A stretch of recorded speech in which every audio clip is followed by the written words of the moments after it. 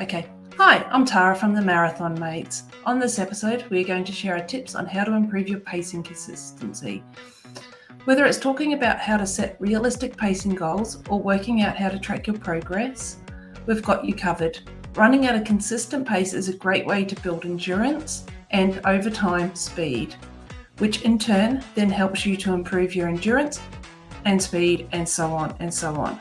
So, building habits and consistency is a great way to improve performance, and tonight we've got you covered because we've got the experience and the knowledge, as we're the only podcast with 4 7-star world major marathon medalists as co-hosts. And this is the Flying Runr Podcast. Are you ready to run? Let's go. Welcome to the thrilling world of the Flying Runr, brought to you by the Marathon Mates.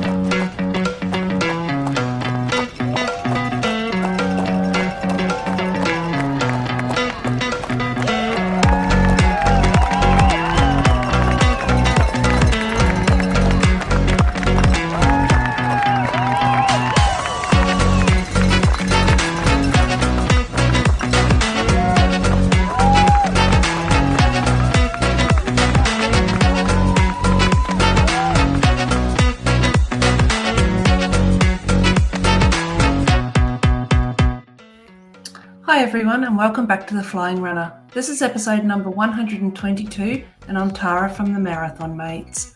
On tonight's episode, we're going to share our tips and tricks when it comes to running at a consistent pace and speed. Running consistently can help to build speed and endurance over time, and is a great way to help you stay focused when you are training. Tonight, we're going to talk about pacing and how to do it consistently. However, before we do that, as usual, I am joined by my Marathon Mates, Tim, Tony and Lucia. Guys, welcome to the short version of the show. How have you been? Awesome. Can't complain. It's like we just caught up just a few minutes ago for another episode. Excellent. Thanks, guys. Now, because this is a very short version of the show, there is no news this week. Instead, we're going to jump straight into the main topic of the show. So, I would like to talk about the topic of the show, obviously, and we'll switch the focus over to that. Running at a consistent pace. Guys, I know you love running. You know how much I love running on a treadmill. And for me, it's been a great way to learn about pacing and over time building consistency. From a pacing point of view, how do you guys find the treadmill? Lucia, do you run on a treadmill at all? I don't have access to one freely. The last time I ran on a treadmill was when I was away for work a few weeks ago. And actually, I didn't mind it because I was able to run consistently at the same pace because I knew that was being taken care of for me by the treadmill. So yeah, if I had access to it, I'd probably do it a bit more regularly and to help with that speed training and to keep the pace consistent, because sometimes my pace can be all over the place, and as a pacer, that's one thing I need to improve on. Yeah, I don't necessarily use the treadmill. I haven't used one for a long time, to be honest.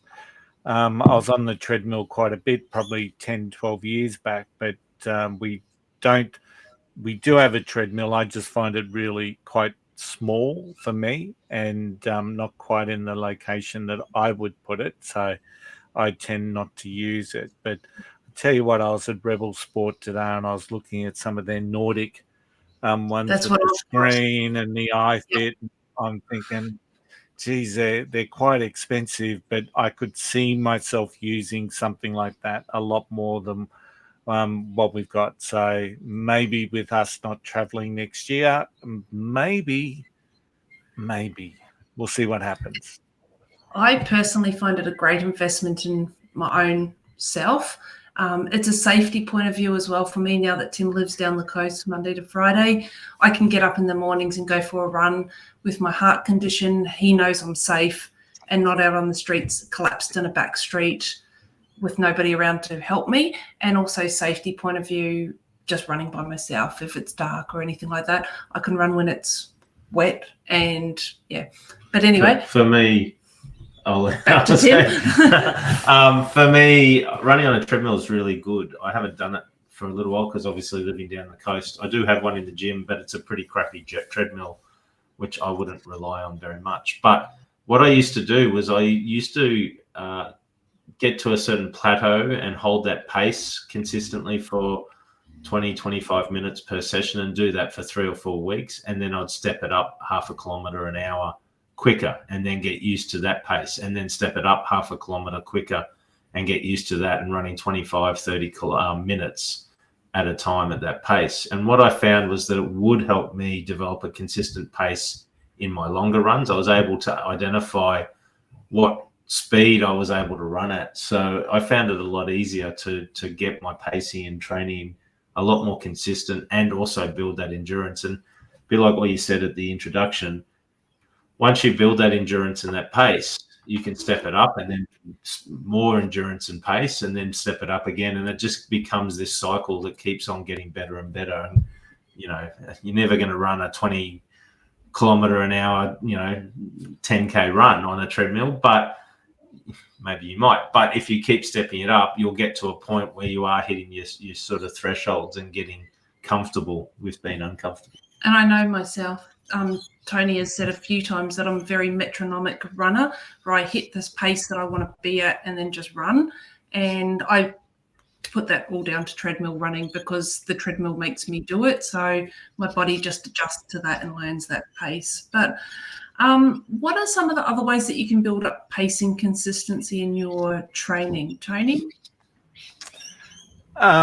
This is really relevant for me, this discussion, because next year we're not going to run a marathon. I'm going to set the year.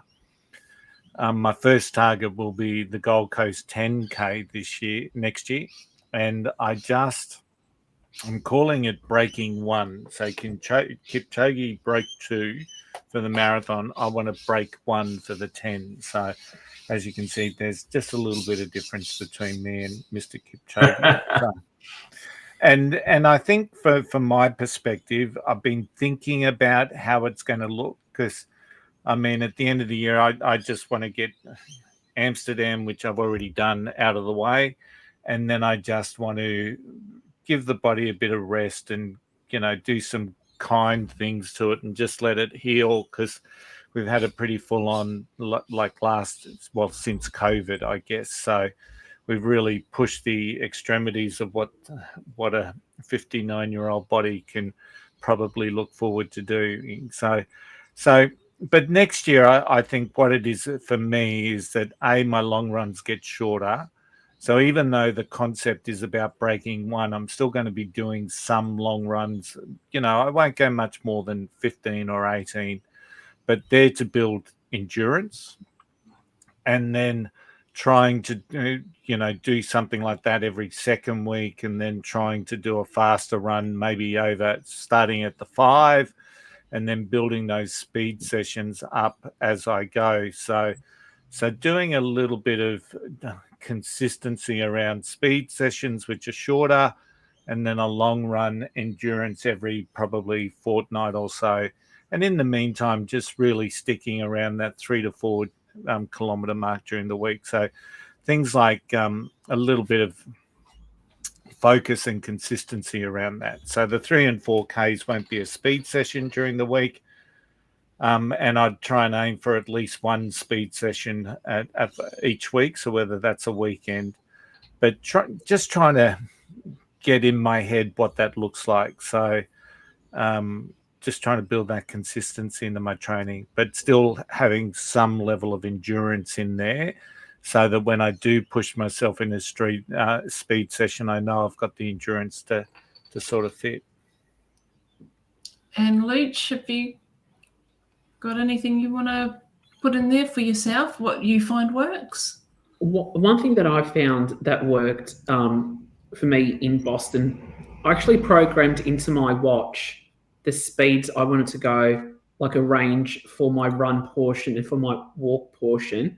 And so that way, if I was going too fast, it would beep at me. If I was going too slow, it would beep at me. So you can do that if you want to take that work away from you mentally, thinking and always having to look down at your watch. So that's one good feature about many of the watches. You can program the speeds you want to do. And I think another one for me is also adding in short bursts during longer runs and maintaining that one pace, and also going by feel, because one good way of doing it is mark out like a 1K track and go by feel. If you think, and keep that for the whole 1K and repeat that a couple of times and see if the speeds are even after you've done it. And if they're not, that's when possibly you may be able to use the function in the watch to program it in and to help you take that guesswork, unless you want to keep just looking down at your watch the whole time as well. So yeah, so those two are probably my good ones like my pieces of advice. Program it into your watch if you want that work taken away from you, but then also find like a 1K track, a 1K path, run that a couple of times and go by feel and see if you can maintain that pace. Yeah, that's it's really good to use your watch, because when I was pushing myself to do my PB in 2024 on Gold Coast for the marathon, I was doing a lot of interval runs and I was scheduling it. And once again, I built them up. So I started at 400 meters, going pretty much close to all out. So that real 90% effort. And then I'd jog for 400. Then I'd run for go again, effort run for 400. And to be able to just have that on my watch and just listening for it. And also, if you've got, I've got the Garmin 955, and it gives you a countdown when you're coming into an effort or you're coming out of an effort. So really good advice there, Lucia, using your watch, because it's amazing the functionality we've got on them. And a lot of runners don't even scratch the sides of what they can get from their watch. And Tim? Yeah, just also on that watch one, you can look at it more frequently too. A lot of runners will just only look at their watch every time it beeps on the 1 kilometer auto lap. But you should be looking at it a little bit more frequently if you're trying to maintain a consistent pace. The other thing you can do is you can change the auto lap from 1 kilometer intervals to 400 meter intervals or 500 meter intervals. So it beeps more regularly in that kilometer, so you can actually keep an eye on your pace a little bit more. One thing I'm in awe of is when you see the elites at, the major marathons around the world, or even at the Gold Coast or whatever, they are very metronomic in their pace. Their pace varies by maybe a second for every kilometer, between kilometers. And, they'll start at, 3:01 pace and hold 2:59, 3:01, and that's how they'll run the entire race. And you're just in awe. Now, those guys have tuned in to their pace because of years and years and years of running, and generally they've come from a track background. So they're used to running on a flat track, going around the same track over and over again, doing 400 meter repeats over and over and over again, keeping an eye on the clock every time they cross the start-finish line on the 400 meter.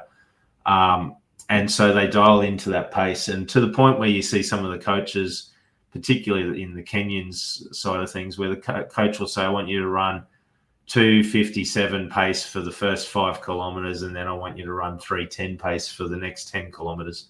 And they're spot on, and they just know how to do it. None of them have got watches. It just comes from doing the same thing over and over again. So we don't all have the luxuries of being able to run on a running track, but you can do it on your running track. Tara and I, we run the same running course every Sunday for our long runs. It's always out at Shorncliffe. We've got a 21 kilometre path there that is closed to traffic. We don't cross over any roads. There's no distractions apart from, dogs and people for Tara. But the reality is you can get very good at picking up and understanding the landmarks along the way. Okay, I'm at 500 meters in. I've got a kilometre there. You can check your pace as you're going through that and learn over time to build that pace fairly evenly and fairly consistently. There are other things you can do. You can get an app on your phone that is a metronome, and you can set that to 180 beats per minute or 170 beats per minute or whatever you want, and it just makes a ticking noise to help you learn to pace. And that's another good way of doing it. Not that I've done that, but I've seen people do that.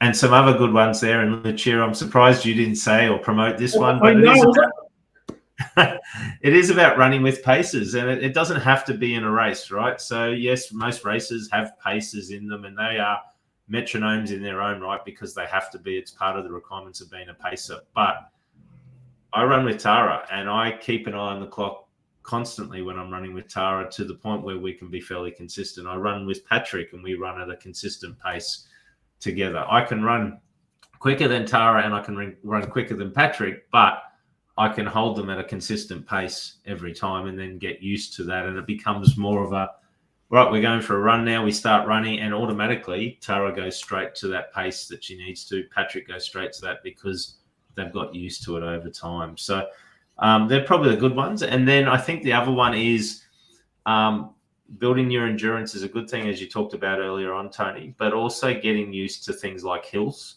and going up and down hills. And unfortunately, people will go too fast on the downhills and too slow on the uphills. And you see the elites when they're running and they go up from Mrs. Macquarie's chair to the finish line at the Sydney Opera House at the Sydney Marathon, for instance, and they're running the same pace. Their splits are the same. They don't change whether they're going up a hill or down a hill generally. And so, again, it comes back to learning to be able to run at a consistent pace up and down the hills, and holding that pace up and down the hills. And the only way that happens is, unfortunately, by training on the hills, learning to slow back a little bit and focus on just getting to the top of the hill at a constant pace, rather than going slow up thinking, I can then hit it harder when I'm coming down the other side. The reality is you don't hit it harder when you come down the other side, because you're too stuffed from getting up the hill. So it's about finding your own way up there. And one of the things that when I'm running with the iFit trainers on the treadmill, and every single one of them will use what's called RPE, so rate of perceived exertion. So if you are going to run at, say, for example, every run that you do has got a different rate of perceived exertion. So you measure it from 1 to 10, and if you want to run at a consistent speed, you need to run at a rate of perceived exertion. So an RPE of, say, 6 could be somebody like Tim. He could be running at 5-minute pace, and it could be a 7-minute pace for me. So everyone's got their own rate of perceived exertion, but you will know your rate of perceived exertion yourself by how you feel, and that is running to feel is another way to put it. If you run to feel, and you can actually get yourself faster and faster, because your rate of perceived exertion will change the faster you get and the slower you get. So there's another good way to look at it. Probably do a little bit of research on it, but I like the RPE scale myself. It is a very, very good way of just a fancy way of saying run to feel, but yeah, it's quite good for me personally. And just going back to the metronome sort of style of running to get you on a pace, I have a Spotify playlist, and I just search for Spotify for 160 beats per minute, and I've got a huge range of songs. Most of them I know, so it makes it a little bit easier.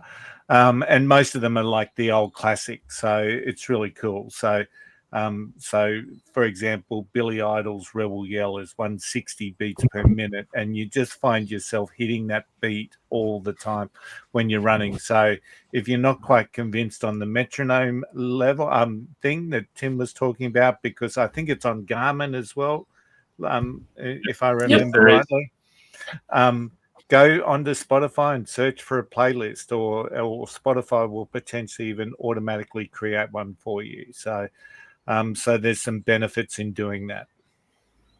Yeah, the other thing to do is to test yourself every once in a while. If you want to run a 5:30 pace per kilometer, and you want to know what that feels like, the best way to do it is to go and find a 1 kilometer section of track somewhere, and press start and run, and see when you get to the kilometer mark where you're at on your time, and you'll learn whether you need to speed up or slow down. And again, it comes back to that rate of perceived exertion. How are you feeling when you're running, and do you need to run a little bit faster or a little bit slower? So those blind tests where you don't look at your watch for a kilometre and just see where you should be. It's a good way of doing it. Awesome. Excellent.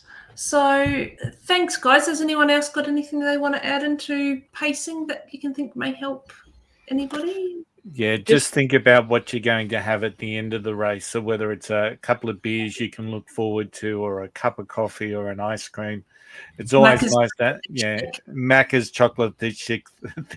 It's always nice to have something that you're going to reward yourself with as well.